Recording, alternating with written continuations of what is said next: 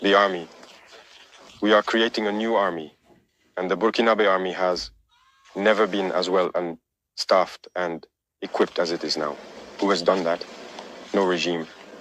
When it comes to employment, no regime has created as many jobs as we have. Industrialization. Maybe that's what bothers them.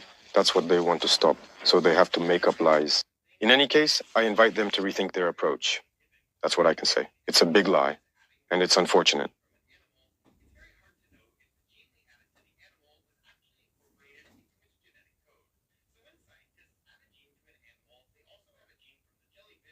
Your Excellency, welcome to Sputnik Africa. Thank you very much for accepting our invitation. It is a great honor for our agency. Thank you. Your Excellency, your visit is taking place as part of the celebrations for the 80th anniversary of Russia's victory in the Great Patriotic War. Yesterday, you attended the parade on Red Square. What are your impressions of this experience? In your opinion, how significant were the celebrations? Perhaps, which equipment impressed you the most? All right, thank you very much. As you mentioned, the context is indeed the celebration of Russia's victory in the Great Patriotic War, as it is called. We were very impressed by the parade because it began with the entire motorized section featuring vehicles. The legendary T-34 tank that contributed to the victory all the way up to today's modern vehicles, the T-90s, and of course other types of missiles that have been developed. It made a big impression on us, taught us many lessons, and allowed us to see how Russia has evolved technologically in the military field from that great war up to today. All right. Mr. President, why was it important for you to accept President Putin's invitation and join Russia in these celebrations? It's important to me for several reasons. First of all, because it's an invitation from a friendly country. Russia and Burkina Faso are now working closely together. Our cooperation is quite strategic, which means we must come and take part alongside the Russian people. Secondly, in that same war, our ancestors also contributed to the liberation of Europe, to the fight against Nazism, which means we share a common history in celebrating this victory. That is very important. And another thing is that today, Russia and Burkina Faso are fighting the same battle. We are living in a world that I would describe as unilateral. We want a multipolar world. We want a world that is free, independent, a world of peace, where nations do not dictate to other nations what they should do and how they should be. So Russia is actively engaged in this struggle, which is also a fight for denazification, if I may say so. And so we too are engaged in the same kind of struggle against imperialism, which seeks to enslave us, which wants to keep us in bondage. So we therefore share the same perspectives.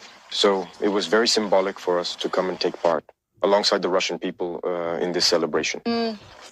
In particular, the Soviet people made a major contribution to defeating Nazism.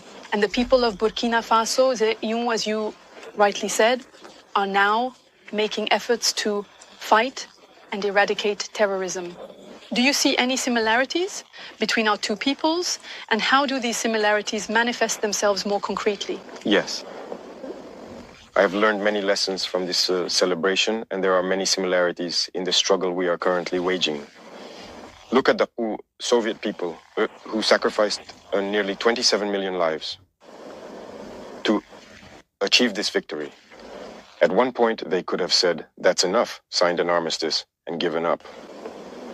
But it was their courage, tenacity, and resilience that made them continue the fight. And in the end, they won. Burkina Faso has been fighting against terrorism for 10 years. Now, it's not that there haven't been any deaths. There have been many deaths from that time up to today. But we do not give up, because we know that we will achieve victory. And we continue this fight. So there is this mindset that unites us. And that's also what is very interesting in these moments. And how do you analyze the influence of the Soviet victory in the Second World War on the process of decolonization in Africa? What would have happened if we can try to imagine to Africa if Nazism had won It contributed a lot, I can say. Now, if Nazism had won, I can't even imagine. But I imagine, people did not respect black people. Even today it continues. Black people have always been labeled as subhuman. Some actually saw us as animals. You've heard the stories of colonization, of slavery. Black people were tortured, displayed in cages like wild animals in Europe and so on. Black people were castrated to prevent them from even having offspring. Black people were treated as less than animals. You know that. In Congo, cardboard was considered more valuable than black skin. They preferred to dry rubber on black people's skin rather than pay for cardboard to dry the rubber. Black people have suffered a lot. So slavery for centuries and centuries, colonization. This war, you see, they came and took our ancestors without their consent. They sent them to the slaughter on the front lines. And when they returned, you heard what happened in Senegal. When they tried to claim their money, they were killed. That is to say, they do not consider black people. And yet they went to fight alongside so-called allies who treated them like that. But imagine if Nazism had won. It would have been a disaster. So that's why I say it was a fight that had to be fought. It was utter madness in the world. It was a fight that had to be fought, and Africa took part. And today we can say thank you, because the people who made the greatest sacrifice were the Soviet people. No one lost as many people, no one experienced as much destruction during the war as the Soviet people. So we are grateful, and I think it was necessary for the world to be as it is today, and for Africa to be able to hope to carry on as well. Thank you very much for your answer. Mr. President, you recently declared that Burkina Faso will be the graveyard of terrorism. Are you setting concrete deadlines to completely defeat it? And how do you see Russia's future assistance regarding this, one of the main pillars of the Russia-Burkina Faso partnership? I said that because in Burkina Faso, we are working on the fact that today there are many criminals being recruited to come and fight in Burkina Faso. This is not terrorism. I don't even know how to describe it. It's criminality. These are bandits who have been armed by the imperialists to destabilize us, to keep us in a state of perpetual war, and to exploit us. And so, as I said, we are working to make Burkina Faso the graveyard of terrorism. When someone is recruited to come and fight in Burkina, it should be so that they would rather commit suicide. And that will happen, because they equip them, they train them, and they give them technology, these criminals. But we are constantly adapting. Right now, we are in a rather unique phase. They have acquired new technologies, new combat techniques, and so on, thanks to the support of these imperialists. Now that we have studied the situation, and we are going to respond immediately to all of this. So you will see, terrorism will come to an end. I don't want to set a deadline, but terrorism will end, and very soon, as quickly as we possibly can. And from Russia, all we are really asking for is mainly intellectual support. Help with intellectual training for our military industry, which we need to develop, and help to train young people in everything we can develop to confront this war. This is the part that interests us the most. Mm-hmm.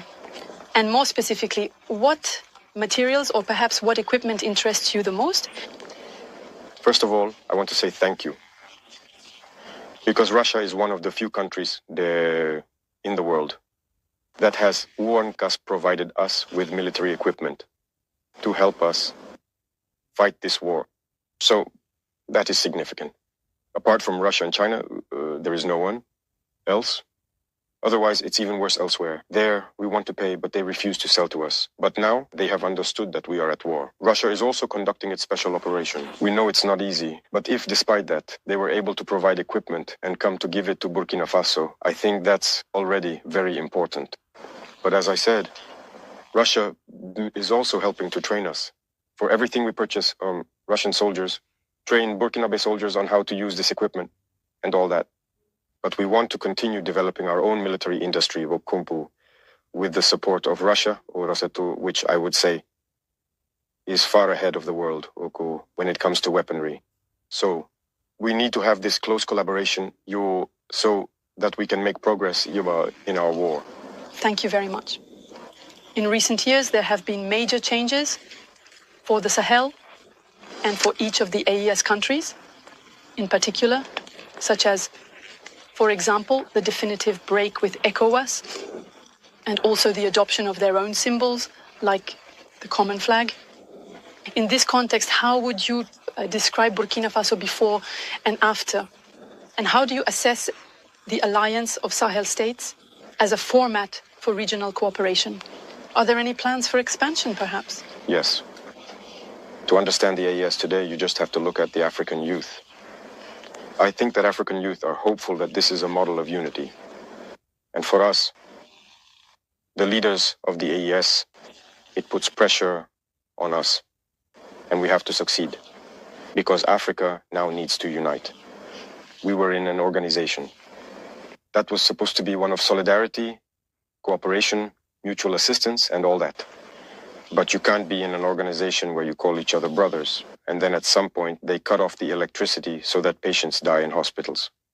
The economy comes to a halt, and banks are closed, so you can't access anything.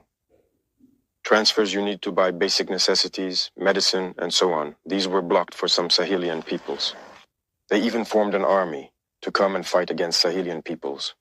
While terrorism has been raging for decades, they have been incapable of sending a single soldier to help fight. These are not brothers. We shouldn't fool ourselves. And it's not the people, it's the leaders. Otherwise, when you look at the people who, even in these ECOWAS countries and all, the people support and understand the momentum of the AES. So that reassures us and encourages us to organize ourselves, to be a model, so that in the future it can expand. But in order to expand, we need to establish strong foundations. And that's exactly what we are doing right now. So that's more or less what led us to withdraw and to organize ourselves in order to relaunch. Mr. President, for many people in Africa, you are more than just the president of a country. You are seen as the embodiment of a renewed Pan-Africanism. Why does Africa today, in particular, need, if I may say so, a new Thomas Sankara? How does it feel to take on all this responsibility at only 37 years old? Age doesn't matter, but I can say it's a lot of pressure. It's pressure. You shouldn't let it turn into delusions of grandeur. It's pressure. For me, it's a message that the youth are sending me, and that puts even more pressure on me. If I used to manage to sleep 2 hours, now I've cut my sleep down to just 1 hour. And if you shouldn't sleep anymore. Because they must have seen something surely that we're doing. Something that, in their view, could help Africa get out of this situation. For us, it encourages us, it remotivates us to keep fighting. That's why I say it's pressure. It's a very heavy responsibility. And I can promise that all we can do is not to betray, to keep following our path of Pan-African struggle. We hope that it will inspire all African youth, and that the Pan-Africanism we long for so much can become a reality. Because Africa has suffered a lot. It's time for us to unite, to work together, to develop ourselves. Just as Africans go elsewhere to see the world, to see money and everything else there is. In Africa, it's possible. It is possible. So this is our mission, and we are going to take it on. Mr. President, more and more African countries are asserting their sovereignty and demanding the withdrawal of Western troops from their soil. Recently, for example, Chad, Senegal, and Côte d'Ivoire have made similar requests. In your opinion, where did the West go wrong in its relations with the African continent? Well, what I know is our own situation. We were at war. We lived with Western troops and all that. We saw, and we decided to part ways with those troops because it doesn't fit with our struggle. On the contrary, it actually amplifies the problem. As for the other countries that have separated, I can't speak for them because they made their own decisions to separate.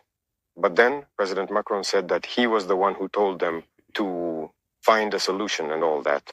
I can't get into that debate. Only they know the truth. But one thing is certain. You can't talk about sovereignty while having another country's army on your soil telling you what to do. The economy, education, the entire development of a country is based on the military. So every country should develop its own army, be sovereign and independent. And that's exactly what we are doing.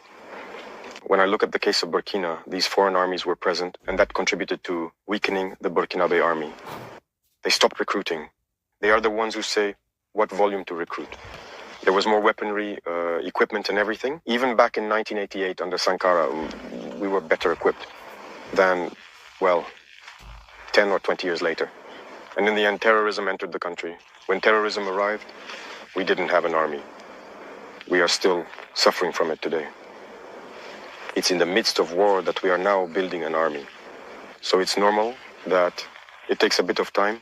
We are suffering, but we have to build an army. And when we come out of this war, we must come out stronger. That's what I'm saying. When I look at the statistics of the Soviet army, the number of men they lost. But when they came out of the war, they emerged much stronger. And today, no army has the equipment that the Russian army has.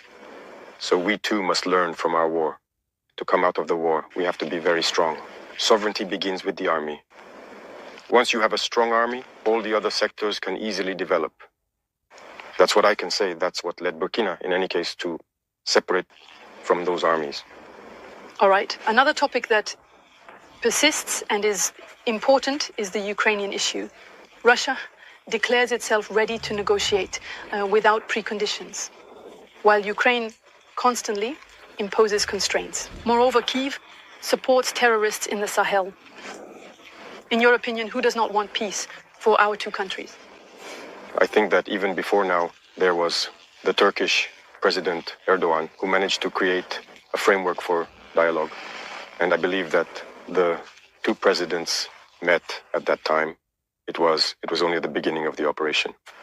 All of us hoped that it would lead somewhere, that the weapons would fall silent, and that everyone would return to good intentions. But it was the Westerners who came and told the Ukrainian president not to accept. We followed all that, and in the end, what did it lead to? Well, I think all of this falls under manipulation. I think they were manipulated. Otherwise, the Ukrainian and Russian peoples were, well, it was the Soviet Union. They are brothers. How is it that hatred and Russophobia could be cultivated within this population? The war did not start in 2022. It started in 2014.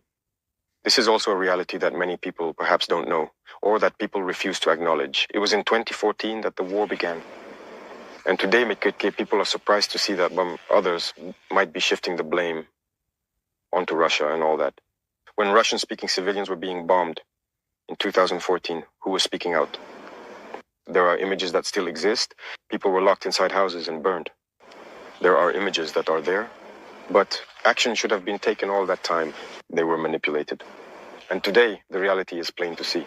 You see, all the aid that was given, it wasn't really aid. They were told to hand over their minerals. In reality, Ukraine no longer belongs to the Ukrainians. They were manipulated, and now they are the losers. All sectors will be managed by those who led them into this war. The hope was to weaken Russia, but Russia is coming out of this war even stronger. So I think they need to understand this and come back to their senses in order to negotiate and achieve peace. Because they have declared that they support the terrorists. You all followed that. And we can also see on the ground that they are indeed supporting the terrorists. This is not a good war. I think they are completely mistaken. They need to come back to their senses. In any case, they can support them, but we will fight them and we will win. So, if they still haven't understood by now that this whole maneuver was meant to bring them down and seize their critical minerals, they can keep waging war.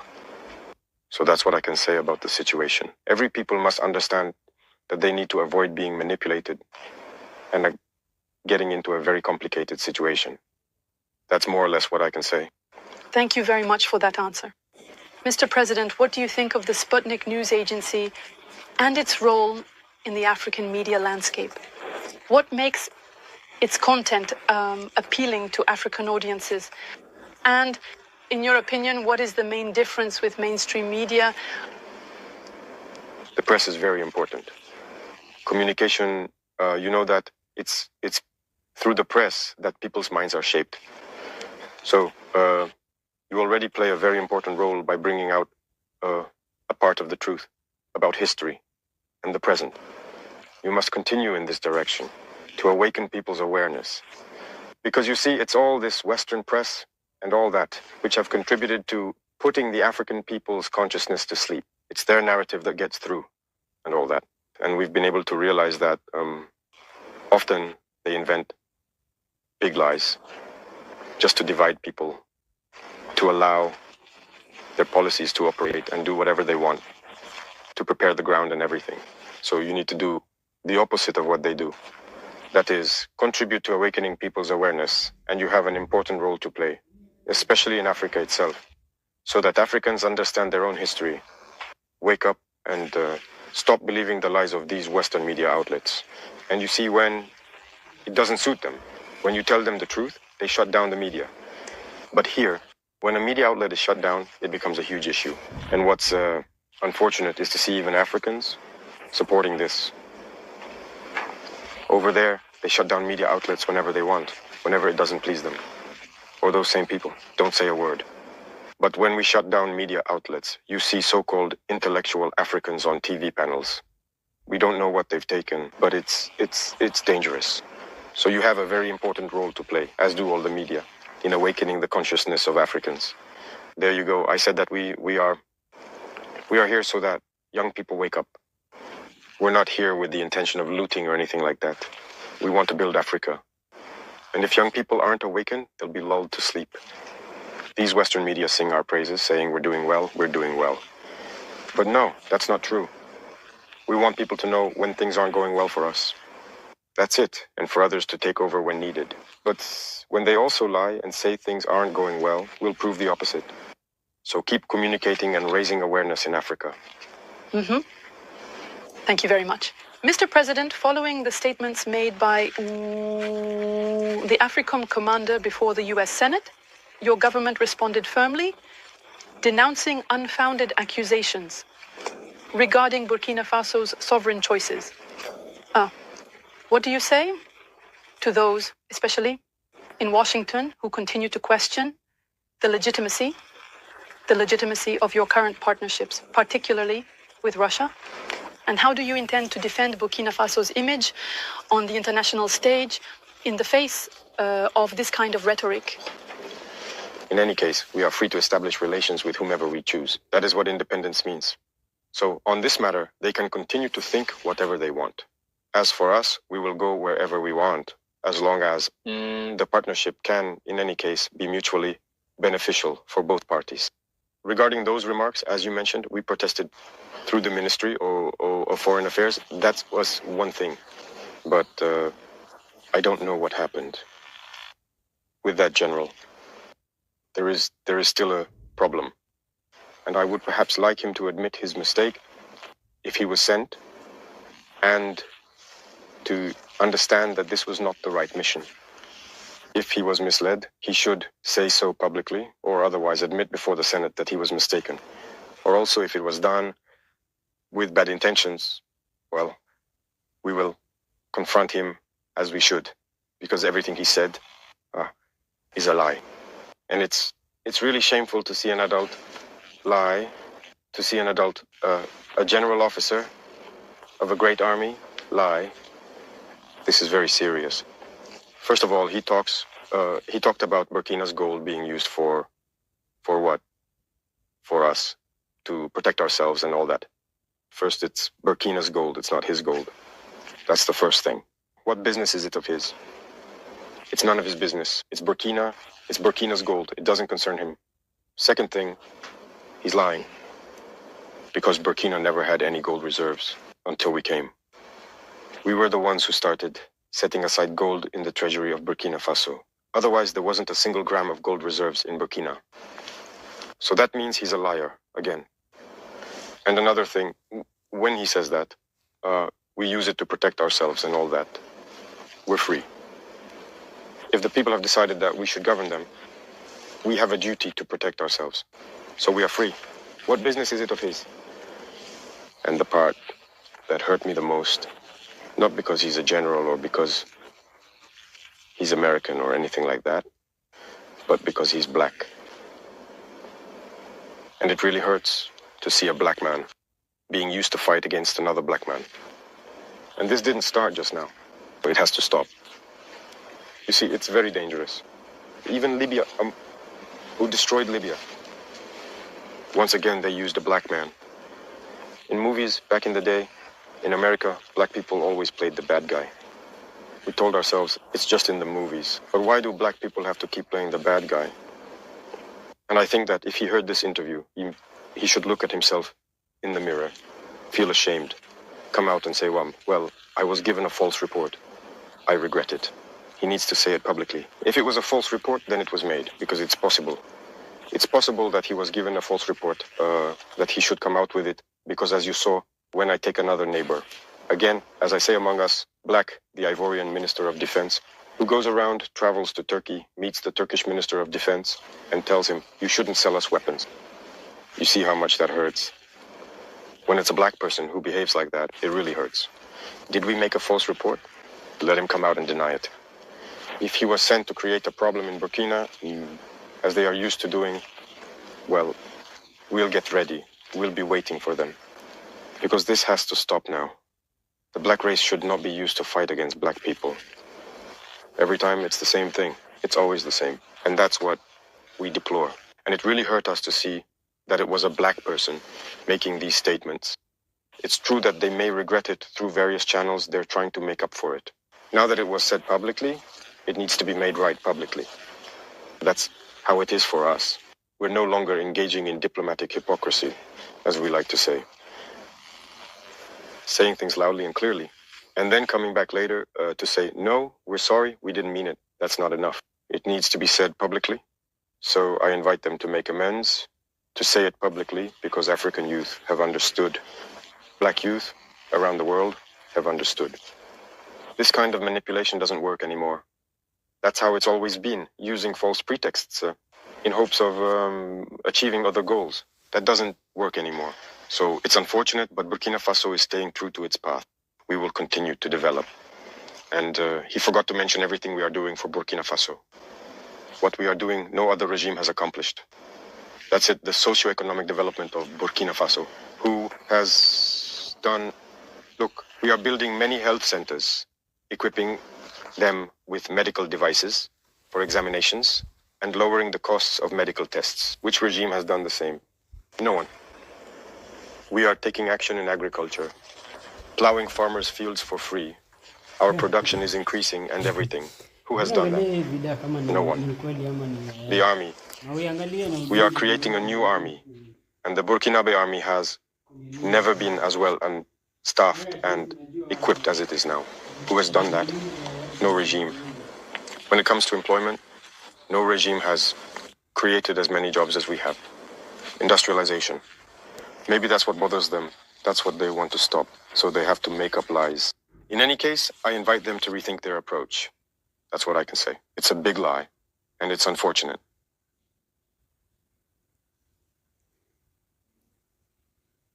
To understand that even in these ECOWAS countries and all, the people support and understand the momentum of the AES. So that reassures us and encourages us to organize ourselves, to be a model, so that in the future it can expand. But in order to expand, we need to establish strong foundations. And that's exactly what we are doing right now. So that's more or less what led us. Wake up. But when they also lie and say things aren't going well, we'll prove the opposite. So keep communicating and raising awareness in Africa. Thank you very much.